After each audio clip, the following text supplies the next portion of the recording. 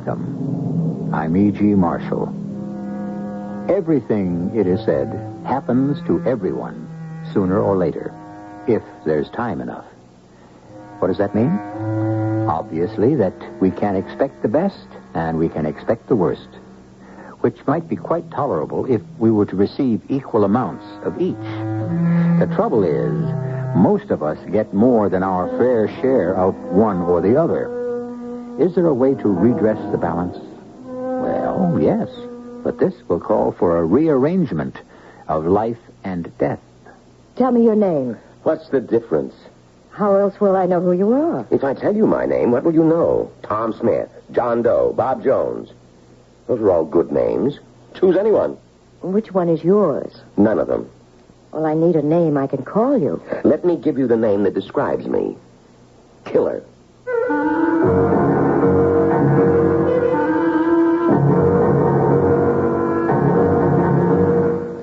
Our mystery drama, The Awakening, was written especially for the Mystery Theater by Sam Dan and stars Kim Hunter. It is sponsored in part by Buick Motor Division. I'll be back shortly with Act One.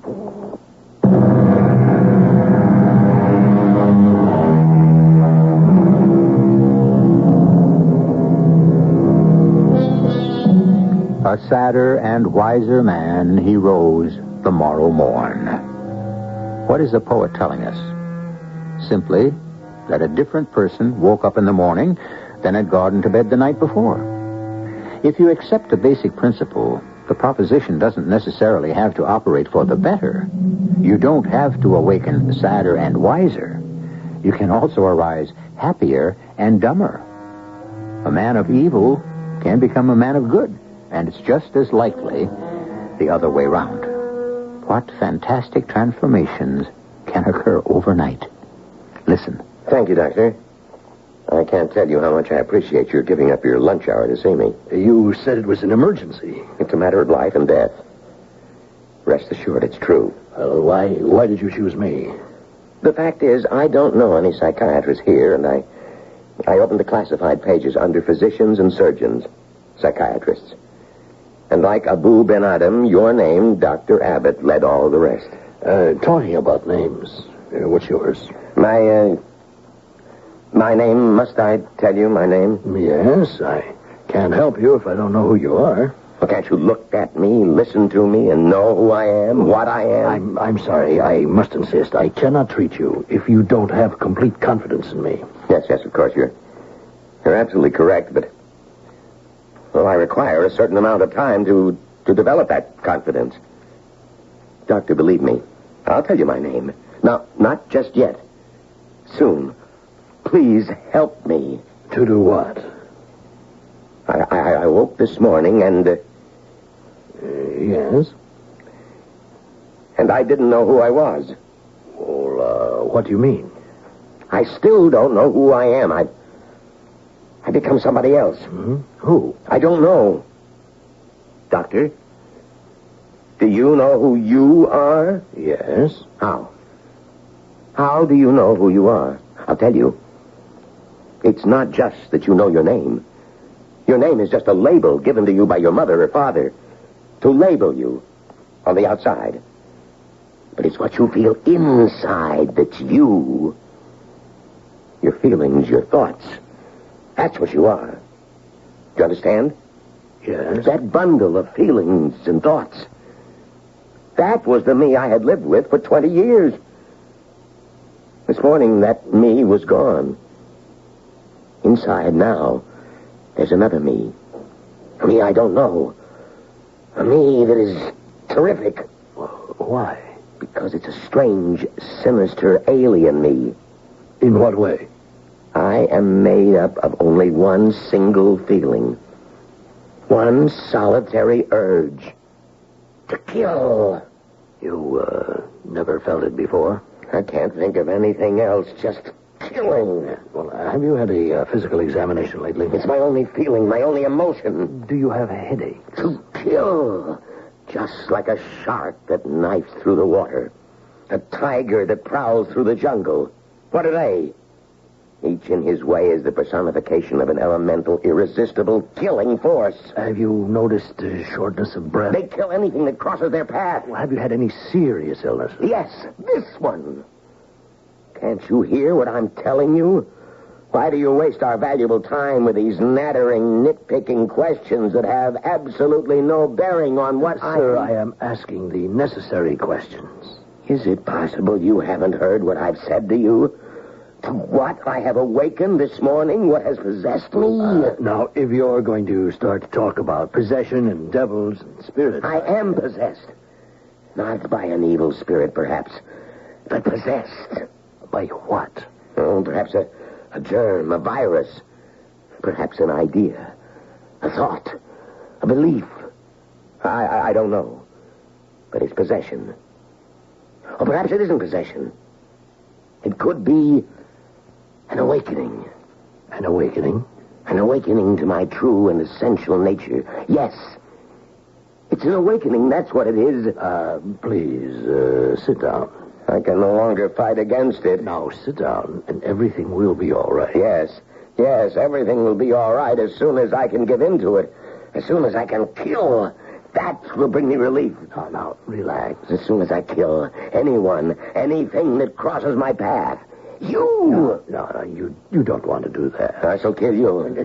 Just a minute. I'm going to kill you. No. Kill anyone that crosses my path. No, I'll have to call the police. You'll be dead. No. Go on. What are you? How easy I can kill. I can kill. I feel better. I feel so much better. And that's all we've got on the tape, Dr. Zeltner. I suppose I'm lucky my name is Zeltner. I have the last listing in the directory. Poor Fred Abbott.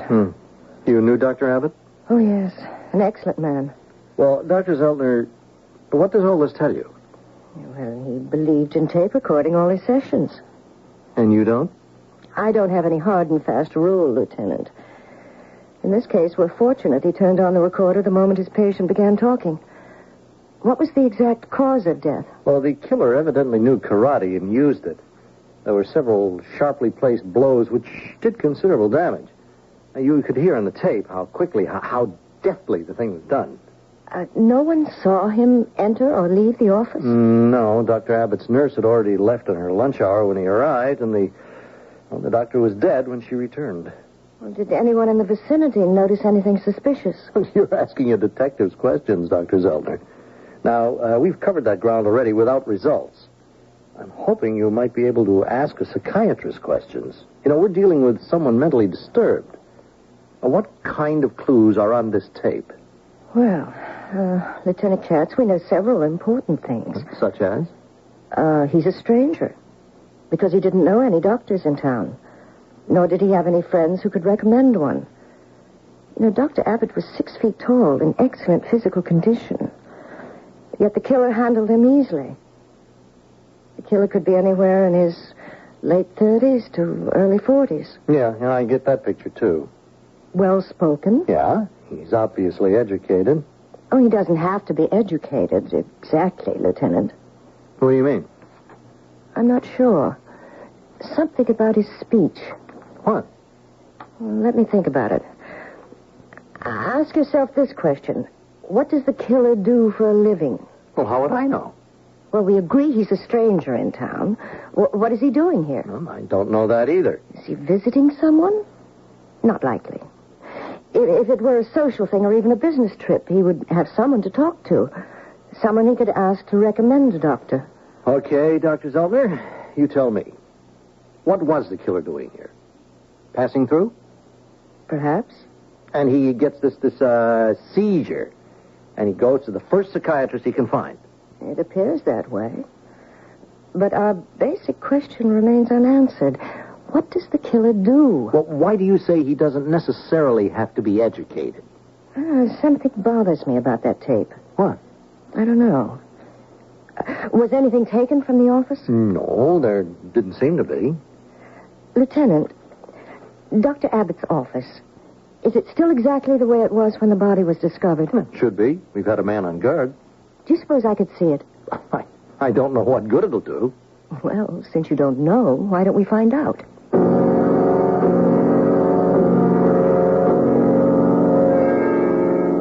You're Miss Boyers? Beatrice Boyers? Yes, Doctor. I used to ring your number for Dr. Abbott. Well, what are you doing here today? Life goes on. That is, for the doctor's wife. You see, she still has bills to pay, and so I'm working on the doctor's books for her. Oh, I understand. You were not here when the man who killed Dr. Abbott phoned for the appointment? No, and I'll never forgive myself. And why do you say that? Well, because, Lieutenant, had I answered the phone, I simply would not have given them the appointment, but Dr. Abbott couldn't say no to anybody.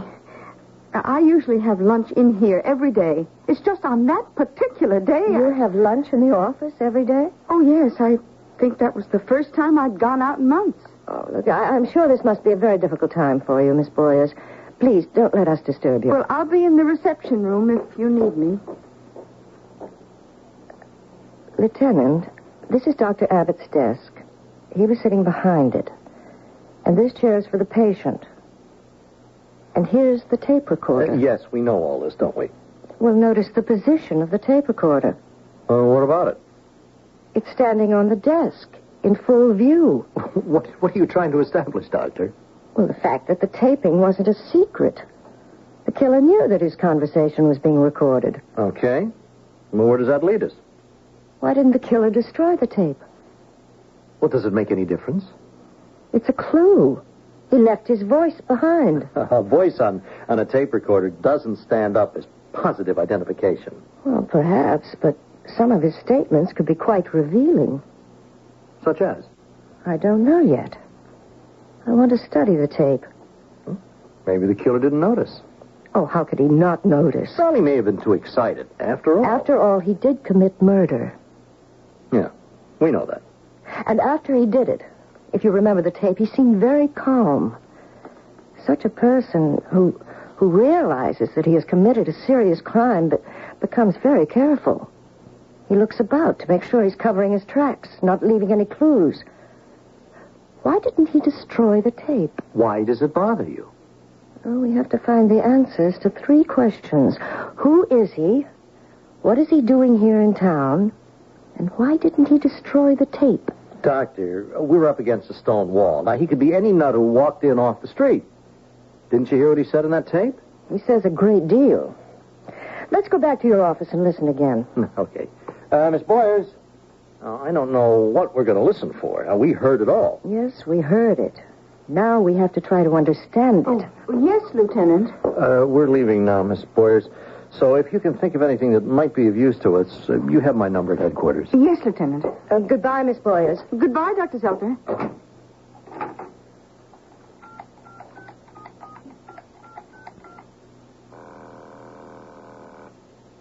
Hello? Ben? Hello, Angel. Ben, why didn't you destroy that tape? The tape. When you were talking to Abbott in the office, it was all being recorded. Didn't you know it? Of course I knew it. And afterward, I even played it back. You what? It was such a beautiful scene. How could I erase it? You should have destroyed it. I've never been better. Do you realize the police had that tape? Of course. They'll listen, and sooner or later, Sooner or later, what? they'll find out something. Beatrice, darling. They will listen and listen and be thrilled by the greatest theatrical performance that has ever been recorded. What can they possibly find out?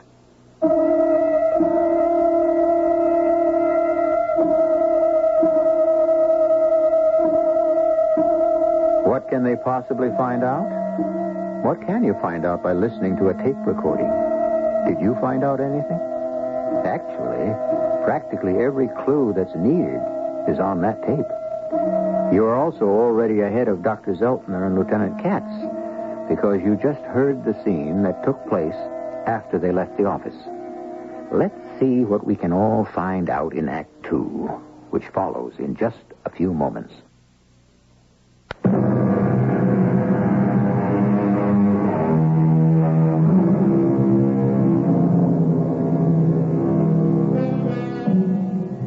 What do the psychiatrists tell us? Consider. Mr. Booth shot Mr. Lincoln.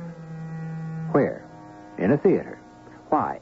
Because Mr. Booth was an actor, and he saw his deed primarily as a theatrical performance. But all of us are actors, in a sense. All of us perform. All of us require applause of one kind or another, even when we turn to murder. I'm a peaceable person.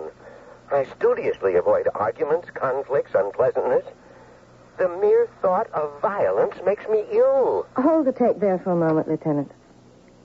Thought of violence makes him ill. Yet he's accomplished in the art of karate. It doesn't make sense. Doesn't have to. He's crazy. Well, even so-called crazy people behave in what for them is a logical manner. What we're supposed to get from this tape is a profile of a hitherto mild-mannered man who has suddenly gone berserk. Those are not the facts. This is a man who is no stranger to violence. Okay, what difference does it make? He's still a psychotic killer. Maybe. What do you mean, maybe? Maybe he wants us to think so. Now listen to this. That dynamic package of feeling and thought. That was the me I had lived with for 20 years. The me I knew. The me I always loved. The me I sometimes hated. But the familiar, dependable, comfortable me. What do you think of that, Lieutenant? Oh, I still think it's the raving of a nut. Now, notice the smooth flow of language. Notice how the sentences build. Notice how there's practically no hesitation, no searching for words. Who talks like that? I don't know. An actor. An actor? No, not always. He sounds like an actor who has rehearsed and prepared his lines. Well, assuming you're right. How could he do that? Well, listen again. To kill. Just like a shark that knifes through the water, a tiger that prowls through the jungle. What are they? Each in his way is the personification of an elemental, irresistible, killing force. This speech has been written. By whom? By the killer. The killer who happens to be an actor. Once again, where is the proof? You're listening to the proof. When I heard this tape for the first time, I said it bothered me. You tried to pin me down. What bothered me about it? And I am still trying to pin you down, Doctor. I can now tell you everything. Everything about that tape bothers me. It's a phony. Okay, but you still haven't been able to prove... Well, what have we got? A presumed psychopath comes into Dr. Abbott's office. He claims to be very disturbed. But I don't think he's disturbed at all. Let me spin back that tape. Why did you choose me? Asked Dr. Abbott. Listen to the answer. I opened the classified pages under physicians, surgeons, psychiatrists. And like Abu Ben Adam, your name led all the rest. So what do you want me to make of that? He's always on stage.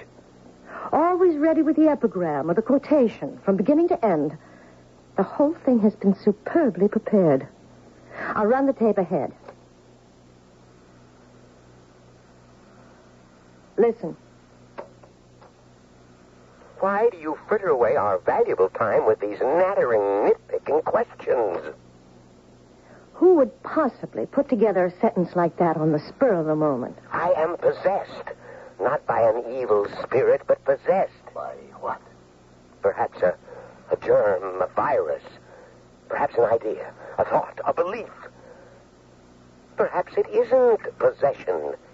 It could be an awakening. An awakening? An awakening to my true and essential nature.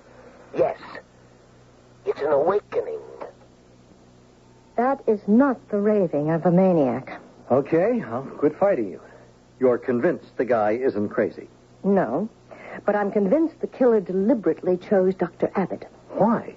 I don't know. But here, the psychiatrist must yield to the detective. And what do you want me to do? Change your hypothesis. At this point, you believe the killer chose Dr. Abbott at random. That's what happened. How do you know? Because... Because he says so on the tape.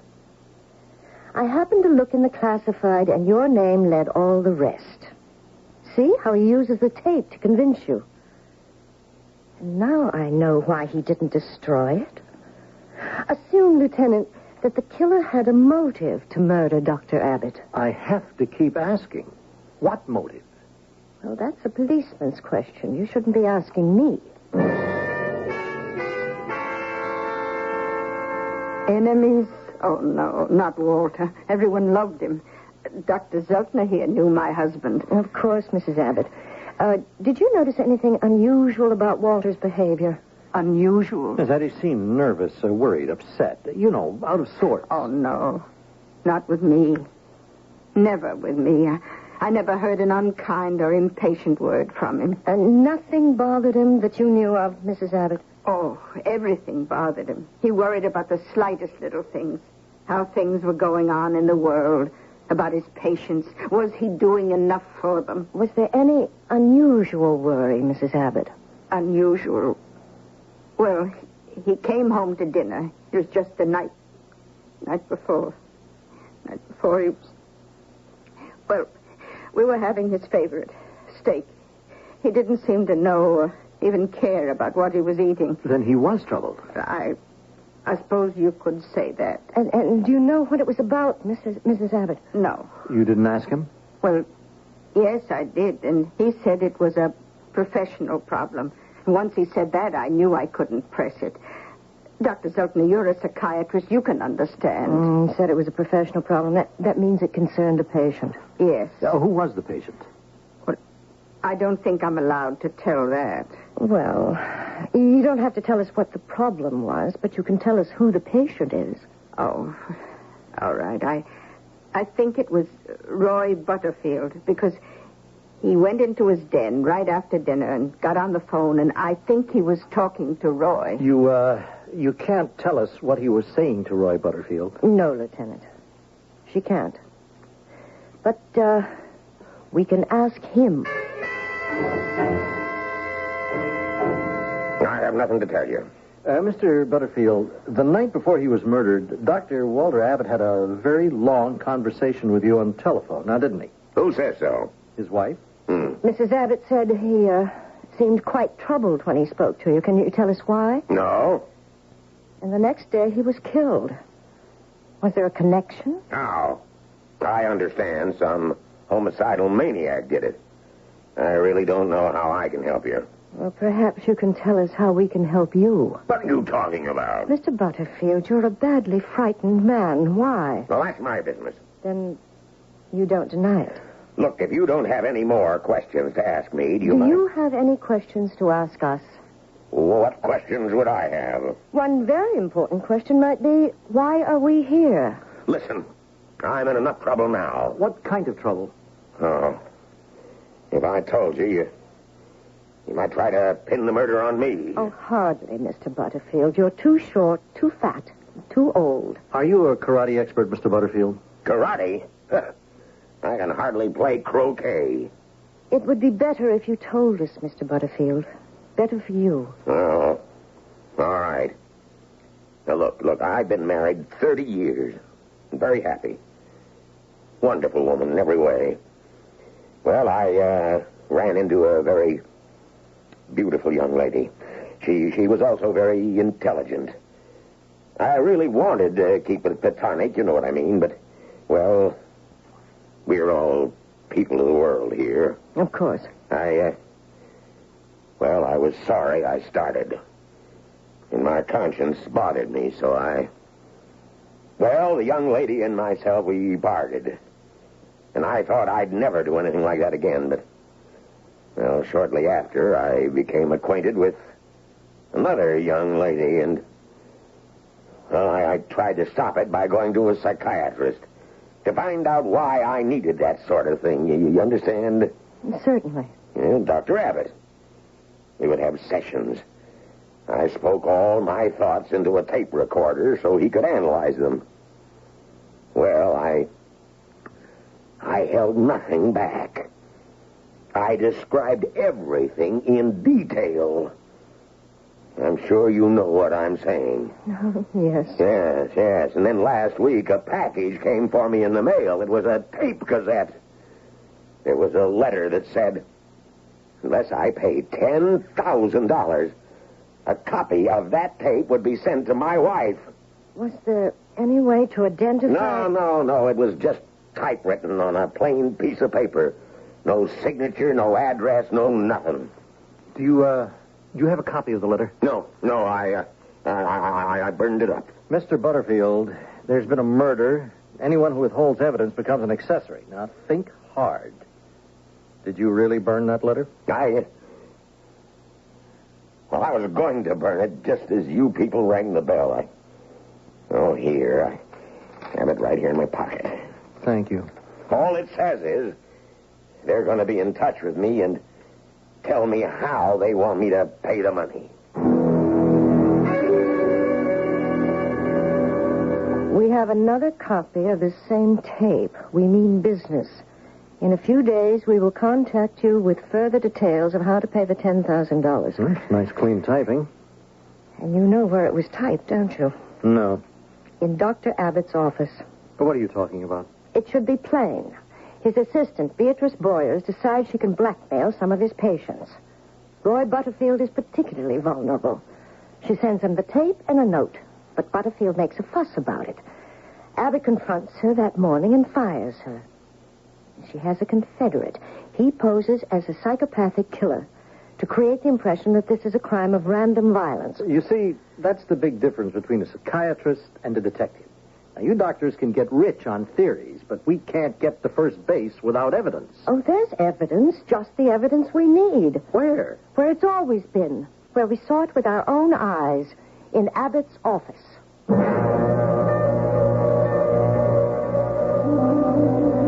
Some evidence is strong, said the philosopher, as when you find a trout in the milk. Dr. Amelia Zeltner says she has the evidence. But what may be evidence to a psychiatrist may very well be way over the heads of the rest of us. However, Act 3, as you know, is where it's all added up. And that curtain shall rise in just a few moments.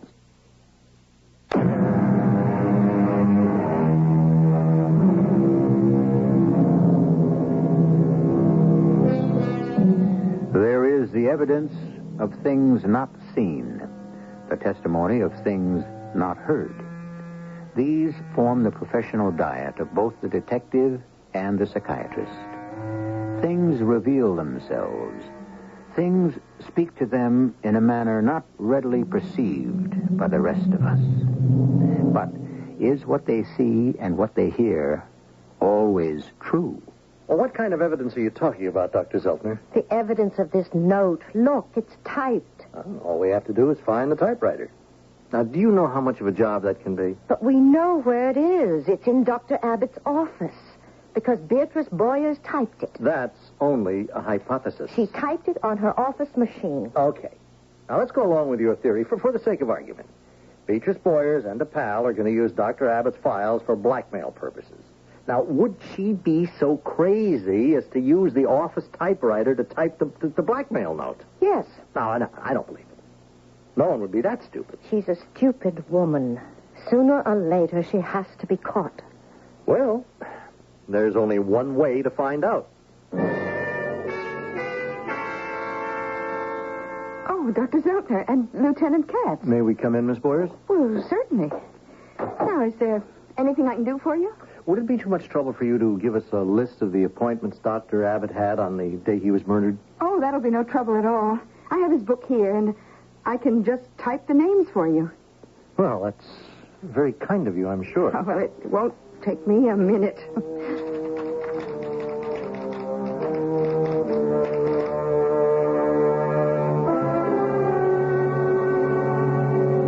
Now, here's the list Miss Boyers typed on the office machine. And here's the blackmail note Roy Butterfield received. So? I find this hard to believe. Impossible. Well, I'm not an expert, but I don't think there's any point calling one in. It's obviously a different typeface. But it has to be Miss Boyers. It has to be. I still say she's guilty. Well, saying isn't enough. There has to be evidence that a district attorney can present to a jury. Now, do you have that? Listen to the tape again. It is so patently a device to make us think a homicidal maniac is at large. All right, Dr. Zeltner. Let's consider the tape. It gives us a sound recording of a crime. Now, I bring it to you, a psychiatrist, in order to get some psychological insight into the perpetrator. I've tried to... Sure. You listen to it. You form a whole theory, which holds that the guy isn't a psycho, but knew what he was doing and why he was doing it. I have pointed out inconsistencies in the man's talk. Theoretical inconsistencies. Stuff that made sense to you. Now, I should tell you that other psychiatrists who analyzed the tape did not come up with the same conclusions you did. I'm telling you how I see it. Good. There has to be an anchor. Something to hold it all in place. Now, if Beatrice Boyers and her accomplice planned this murder, the anchor would have to be the typewriter. Well... You yourself set that up. Well, I assume she'd be stupid enough to use the one in the office. Very well.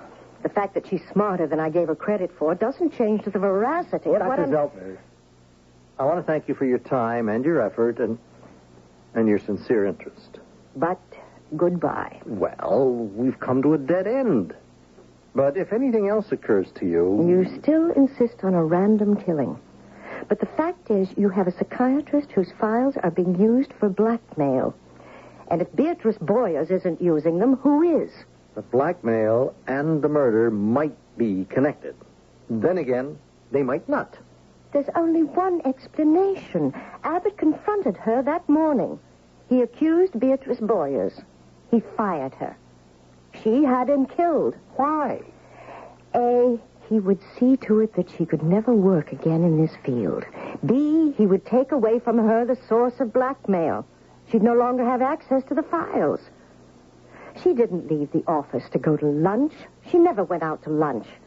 She left the office because she was fired. But we can't prove that. If she isn't doing the blackmail, who is? Who? All right. A, any thief could have broken in. B, Dr. Abbott himself. Dr. Abbott? That's ridiculous. I can't believe that. You mean you don't want to believe that a psychiatrist could be involved in a secret blackmail scheme against his own patients? It isn't possible, theoretically? You actually believe that, Lieutenant Katz? No.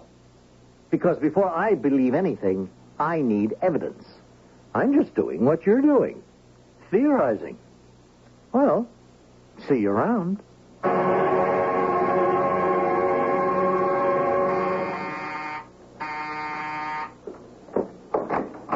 Oh, Ben. What are you doing here? Ben, I had to see you. I don't want to see you when I'm at rehearsal. How many times Ben, do I... listen. Let's leave town. Now. We haven't collected any money, my darling. Money. We require money. Please, Ben, listen. You don't know how close we came to getting caught. What are you saying? How could we possibly come close? This is the perfect crime. Ben, forget it. We don't know how to do such a thing. We've been doing one stupid thing after another. First, the tape. How can you say the tape? Please, listen. Then I did something even more stupid. You know the note I sent Roy Butterfield? Huh? I typed it on the office machine. How could you? For the same reason you didn't destroy the tape. Now, the police and Dr. Zeltner, they're wise. They came by and made an excuse to get me to type something on the machine. And did you? Well, how could I refuse? But you see, we're lucky. Huh? The day before yesterday, the typewriter people took the machine away for repairs and left a substitute one for me to use. Well, then they didn't discover... No, but we can't keep hoping for miracles. Oh, it was such a good idea. Blackmail some of the most vulnerable people. They're rich enough to afford it. But we just don't know how to do it. We lost control. They suspect us. Who, the police? Well, maybe not the police so much, but this psychiatrist, this lady doctor, Dr. Zeltner, she scares me.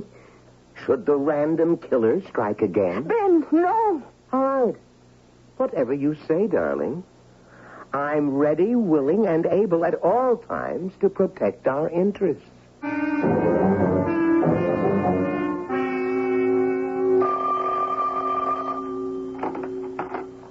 Dr. Zeltner. Oh, yes, Harry. I'm fine. No, I haven't seen it. I haven't heard of it either. What is this, a traveling theatrical company in town? A play with very valid psychiatric insights, uh-huh. The central character talks about an awakening.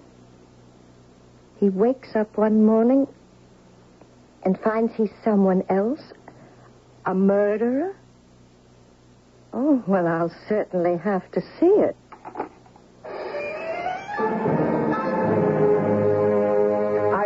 this morning, and I'm somebody else. Who am I? I know my name, but what is your name? A label used to describe you on the outside, but it's the inside that's you. I have but one desire, to kill. Kill like a shark knifing through water. Kill like a tiger prowling the jungle. A deadly sickness burns within me, a raging fever. To what have I awakened this morning? What has possessed me? Am I possessed? Or have I awakened?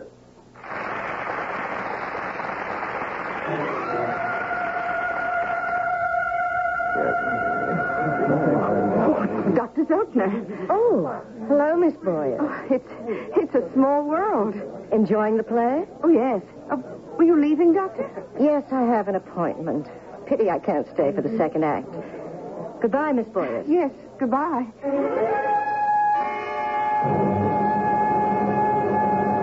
Every word you said in the play tonight is on that tape. I know it is. That's why I said erase it. She's on her way home to call the police. How do you know? Because I saw her get into a cab, and I heard her tell the driver the address. Oh, get there. Go now. I have a second act. You'll play your last act in a courtroom if you don't get to her first. Lieutenant Katz, please. Have him call me at once. This is Dr. Zeltner. Thank you.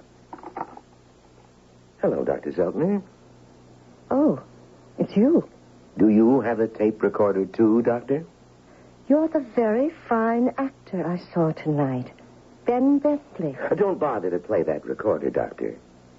This time I'll erase the tape. Why? You know why. You know why I'm here. I didn't fool you when I killed Dr. Abbott. I'm not fooling you now. How did you get into this fantasy? What fantasy? The fantasy that you killed someone. Well, I killed Abbott. I had met Beatrice. We talked about ways of raising money. I'm producing, directing, and starring in The Awakening. Yes, I saw it tonight. Beautiful play. You saw it. You know the truth. What truth are you talking about? Stupidly, I talked like that to Dr. Abbott before I killed him. Are you serious? How could you have killed Dr. Abbott? Listen, don't try anything. When did you kill Dr. Abbott? A few minutes ago? What? Or the day before yesterday. I went to his office. Dr. Abbott, his wife, and I were at the theater tonight. Huh? We saw your play. Oh, now, listen. Oh, you've come to the right place. You bear a tremendous burden. You're a genius. You have to fight the critics, the public. It's a wearing battle. You're not a killer. Huh? You're a genius. A genius. And the world is finally ready for you. I saw the play. The audience, how they sat in silence. It was a moving experience. A religious experience. It was theater. What are you saying? No, you sit quietly, calmly. Don't lose your mind now. Relax. You have victory within your grasp. Relax. Don't fall prey to delusions. You didn't murder anyone.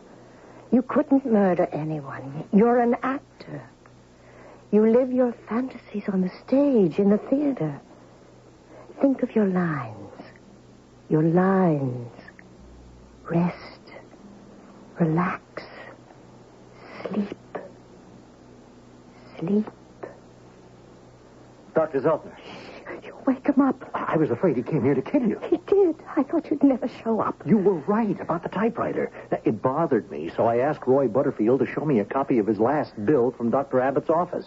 The typeface matched. Oh, she was smart. She did not use the same machine. How did he find you? I went to the theater. Word for word, the lines from his play are on the tape. We got them both thanks to you. Oh, I'm glad you arrived when you did. I don't know how long I can keep him under. Why? Look at him. He's out cold. What are you so nervous about? You did a great job hypnotizing him. Yes, but you see, it was the first time I ever tried it.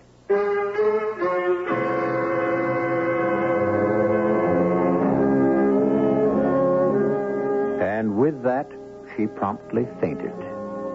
Ah, well. We talk about an actor's vanity, but why is it different from anyone else's? Poor Ben. He was distracted from doing what had to be done by some very fulsome praise. But let's face it, who among us really hates applause?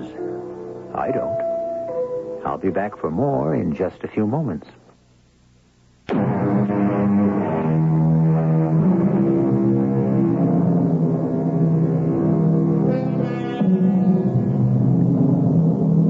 The Awakening, a play starring Ben Bentley, is what the poster proclaimed.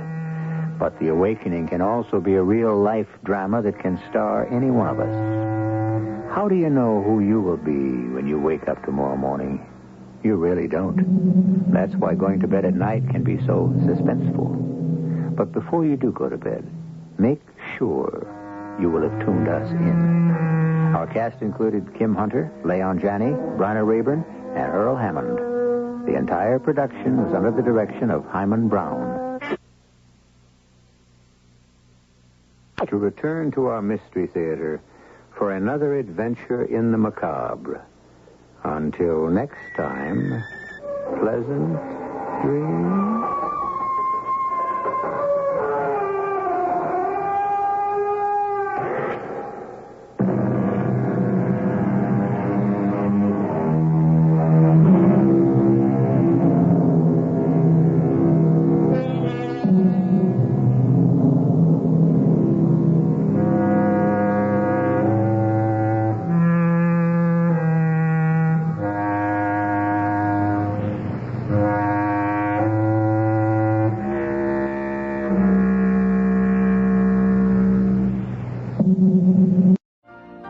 You've been listening to the OTR Gold Network. Find more classic radio at otrgold.com.